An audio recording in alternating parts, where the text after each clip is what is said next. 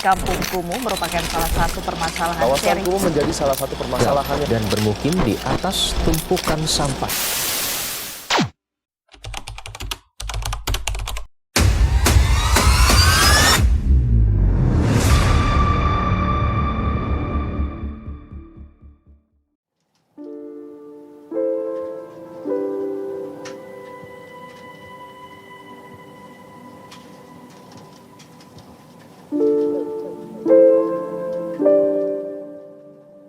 Kota Bogor adalah salah satu perkotaan besar di Indonesia.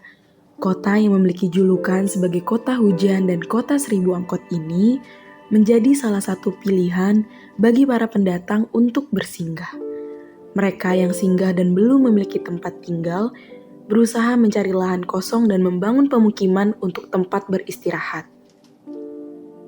Menurut data dari Badan Pusat Statistik Kota Bogor, jumlah penduduk yang tinggal di Kota Bogor pada tahun 2021 adalah sebanyak 1.052.000 jiwa. Tentunya jumlah penduduk ini selalu bertambah setiap tahunnya. Kota Bogor juga berada di urutan keempat sebagai kota terbesar dan kota dengan penduduk terbanyak se-Jawa Barat. Meskipun demikian, di tengah gemerlapnya Kota Bogor juga memiliki sisi lain yang mungkin tidak semua orang mengetahuinya. Di tengah luas dan ramainya kawasan wisata, di tengah rimbun dan sejuknya suasana kota, terdapat suatu wilayah di mana kita dapat melihat ketimpangan perekonomian yang begitu ketat. Banyaknya pendatang yang singgah dan menetap di Kota Bogor juga menyebabkan banyaknya pemukiman-pemukiman yang dibangun di setiap lahan kosong yang ada. Sehingga pemukiman ini dibangun dengan seadanya tanpa persetujuan dari pemerintah. Kota Bogor memiliki suatu wilayah pemukiman yang dapat dilihat ketimpangan ekonominya. Wilayah ini bernama Kampung Mongol. Kampung Mongol merupakan salah satu wilayah hunian kumuh yang berada di tengah Kota Bogor. Tentu nama Kampung Mongol ini memiliki sejarahnya tersendiri. Dalam sejarah, diceritakan bahwa dahulu kala terdapat sekelompok geng motor. Geng motor ini melakukan sebuah hal mulia pada saat bulan Ramadan. Mereka berbagi makanan saat sahur untuk warga di kampung ini. Saat pertama kali mereka berbagi makanan, tidak sampai 1 jam semenjak mereka berbagi makanan tersebut, ternyata makanannya sudah habis. Di hari-hari selanjutnya, mereka berinisiatif membawa makanan yang lebih banyak agar mereka tidak perlu berebut makanan lagi. Namun, pada akhirnya kejadian yang sama terulang lagi. Tidak sampai 1 jam, makanan sudah habis. Mereka selalu berebutan dan berdesak-desakan agar mendapatkan makanan untuk mengisi perut mereka. Lalu salah seorang anggota geng motor tersebut berkata, warganya susah diatur seperti kaum Mongolia.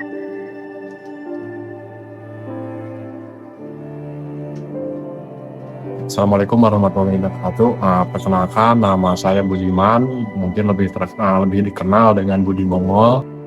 Di sini sebagai Humas RW dan juga sebagai sosial kontrol untuk memfasilitasi teman-teman para komunitas atau relawan yang datang ke sini. Pertama-tama dulu tahun 1970 itu terjadi kebakaran di stasiun Bogor, dan di pinggir stasiun itu, di pinggir Gudang Merah tepatnya, banyak para tunawisma yang membuat gubuk di situ.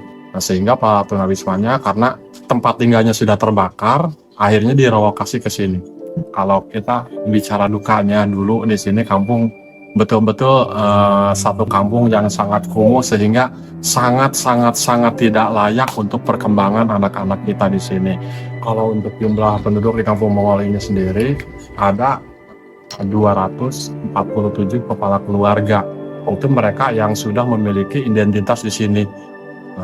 Ada juga yang beberapa dari luar kontrak di sini, mereka nyari uang di sini. Kalau mayoritas mungkin masih seperti dulu, sebagai pengamen, pengemis, sama pemulung. Walaupun mungkin beberapa sekarang sudah berpindah profesi, ada yang jadi pedagang, ada yang jadi pekerja. Harapan saya yang jelas, nanti pada waktu ada teman-teman komunitas atau orang-orang yang datang ke sini, bukan mengangkat satu kekurangan atau satu sesuatu yang kurang baik dari warga di sini. Justru kedepannya saya ingin pada waktu ada teman-teman datang ke sini tuh mengangkat prestasi anak-anak di sini.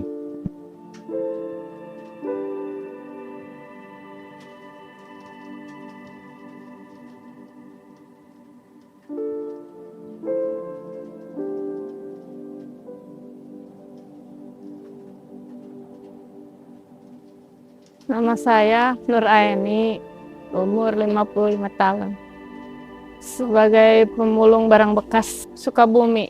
Dari Sukabumi, ya kalau dari Sukabumi sih lepas dari sekolah kelas 6 langsung ke di sini gitu. Enggak mau pindah lagi karena udah betah di sini. Ya. Anak-anak, kalau suami udah nggak ada, saya sendiri sama anak juga ya seperti ini. Ya kayak di jalan-jalan raya aja, gitu, jalan raya. Alhamdulillah dapat sedikit juga gitu.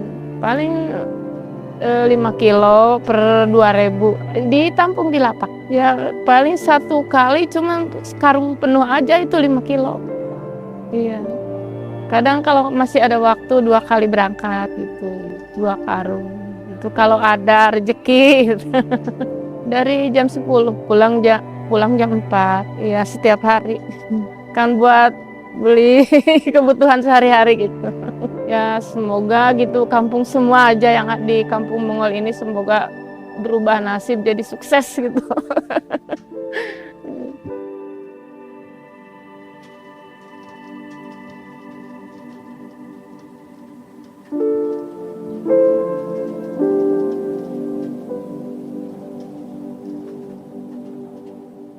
Saya Hardi Suhardiman SE, saya Lurah Tegalega, Kecamatan Bogor Tengah, Kota Bogor.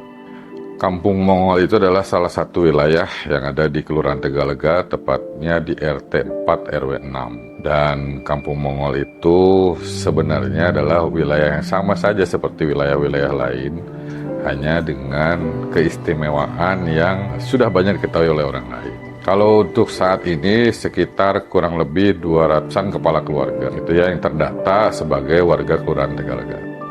Warga asli dan warga pendatang yang berada di Kampung Mongol, dan memang lebih banyak adalah pendatang di wilayah Kampung Mongol.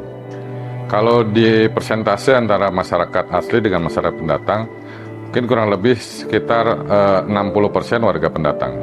Profesi di warga di Kampung Mongol, yang pertama mereka lebih banyak beraktivitas bekerja di luar, seperti pedagang, pengamen, asongan, kemudian pengemis, dan juga pekerjaan-pekerjaan yang notabene semuanya adalah kegiatan kebanyakan di luar, di jalan. Jumlah penduduk di Kampung Mongol dinamis, jadi tidak bisa kita prediksi ada kenaikan atau penurunan di wilayah Kampung Mongol. Program yang khusus diberikan ke Kampung Mongol itu sudah banyak, seperti pembangunan di wilayah Kampung Mongol, kemudian dari sisi edukasi kepada masyarakat. Contoh terakhir, kita adakan kegiatan Hari Anak Nasional di wilayah Kampung Mongol dengan mengajak masyarakat untuk peran serta. Karena bukan apa-apa, di Kampung Mongol lebih banyak anak-anaknya.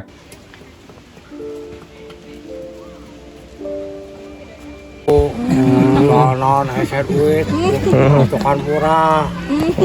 Nah, tanyakan dah. Paling 20.000, 10.000 boleh pembenangan. Bahwa sampai 100.000 penghar, sampai 100.000. Makanan bisa dahar. Rembong saya. Walaupun beberapa masyarakat sudah mendapat pekerjaan cukup layak, mereka tetap memilih tinggal di Kampung Mongol.